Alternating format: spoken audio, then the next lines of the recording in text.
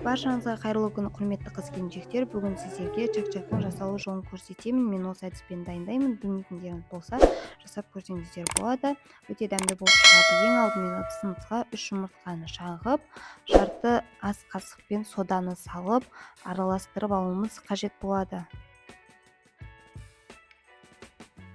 Енді үстіне ұнымыздың жартысын салып, шанышқының немесе қасықтың көмегімен араластырып аламыз. 3 жұмыртқаға 230 грамм ұн салдым.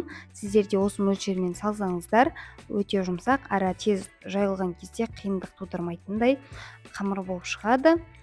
Қалған ұнымызды да салып, қолымызбен қамырымызды илеп аламыз. Қамырды илеп болған соң, жарты сағат пен 1 сағаттың көлемінде бетін жауып тындыру үшін алып қоямыз. Менің жағдайымда 1 сағат тұрды. Сіздер одан көп қоймағандарыңыз абзал, себебі құрамында жұмыртқа болғандықтан дәмі өзгеріп кетуі мүмкін тез уақыттың ішінде. Немесе қамырымыздың түсі өзгеріп кетуі мүмкін, қарашыл, көкшіл сияқты болып түсі өзгеріп кетуі мүмкін. Сондықтан да 1 сағаттан аса уақытқа қалдырмай-ақ жайып пісіріп алсақ болады. Және де көрермендер, айта кететін жағдай, егер де менің арнама жазылушы болмасаңыз, подписаться батырмасын басып, лайк басып, қоңыраушаны басып қойуды ұмытпаңыз.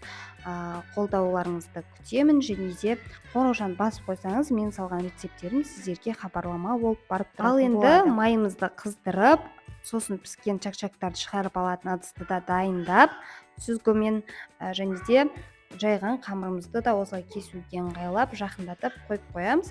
Және де видеодағыдай кесіп, бір-бірінің үстіне қойып, кубик сияқты етіп кесіп ала береміз.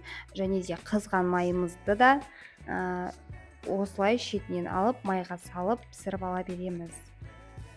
Жалпы чак-чакты әркім әрқалай дайындайды екен. Жұмыртқаға тұзды салып та дайындайтындар бар екен, қопсытқышпен де дайындайтын адамдар бар екен. Бірақ мен осы әдіспен 2-3 жылдан бері дайындаймын.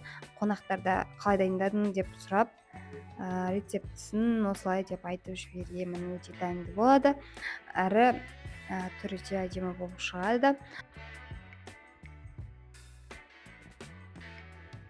Барлық чак-чакты орташа отқа қойып пісіріп болған соң, ыстық кезінде сгущенкамызды салып, араластырып, дайындап аламыз.